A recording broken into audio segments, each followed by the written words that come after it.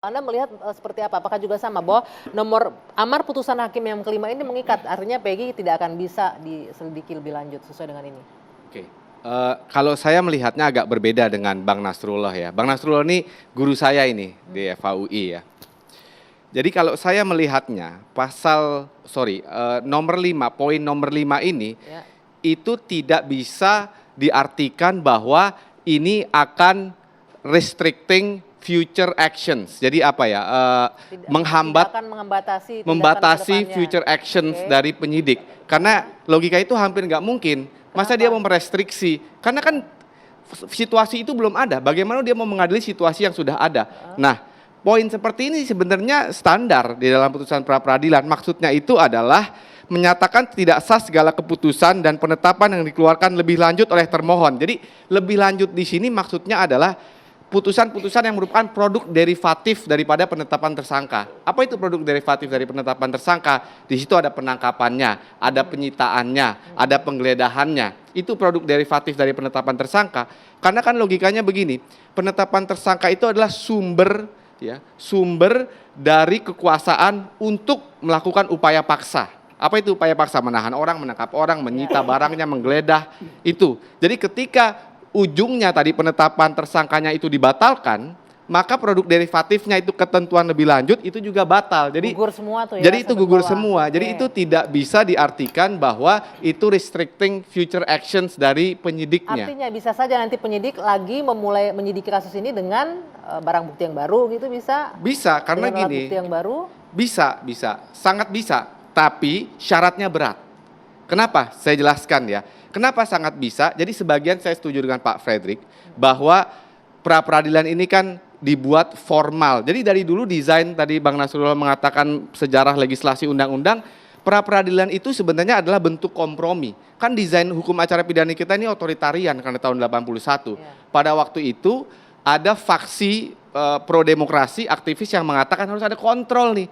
Masa penyidik aparat penegak hukum bisa menangkap, menahan itu tapi sembarangan, nggak ada kontrolnya. Maka dibuat pra peradilan.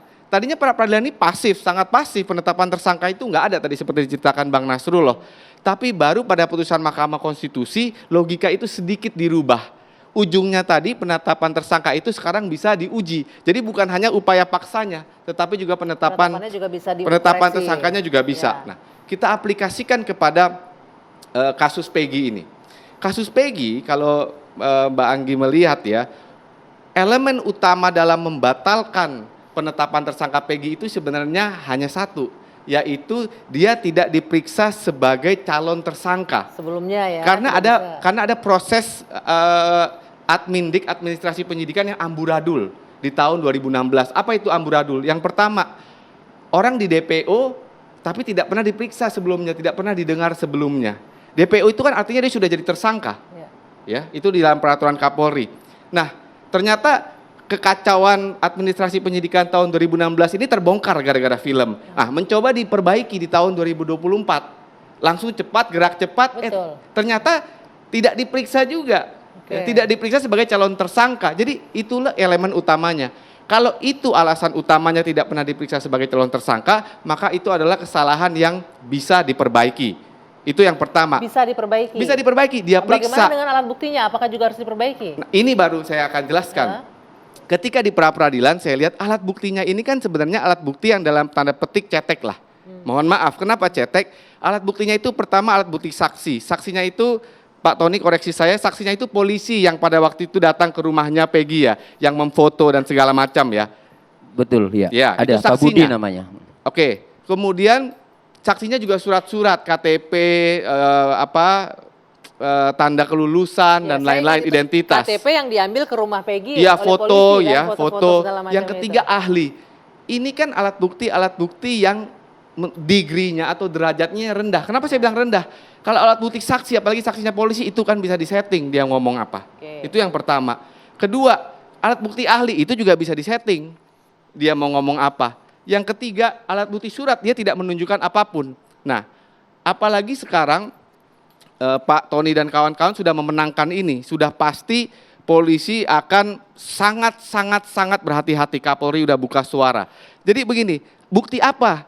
Kalau buat saya, kalau mau memutarbalikan keadaan ya. Ini ibaratnya kalau main bola nih Pak Tony udah menang 3-0 nih. Oke. Kalau mau memutarbalikan jadi 4-3, dia harus mempunyai bukti yang solid. Apa itu bukti yang solid? Itu yang selalu dibilang scientific crime evidence. investigation. Apa sih Misalnya scientific alat yang itu? digunakan untuk pembunuhan itu sendiri. Misalnya kalau kita bicara soal forensik, benda tumpul, benda tajam, luka, Iya. itu tuh sudah susah. Apakah ada DNA di dalam baloknya, Udah nggak bisa lagi. itu Oke. udah susah ya. Tapi kan sekarang ada tidak bukti-bukti solid, misalnya seperti CCTV. Oke, tahan dulu sampai di sana. Atau komunikasi karena ini pembunuhan berencana loh. Oke, tahan dulu. Apakah mungkin itu? Ya harus ditanya ke polisi yang bisa menjawab Iya, ya. Tapi apakah mungkin bagaimana? itu pertanyaannya? Ya, Saya- bagaimana syaratnya tapi berat. kemudian tim kuasa hukum melihat kalau seandainya polisi punya itu semua. Tapi nanti kita jawab. Jeda dulu sejenak. Dua Sisi akan kembali sesaat lagi.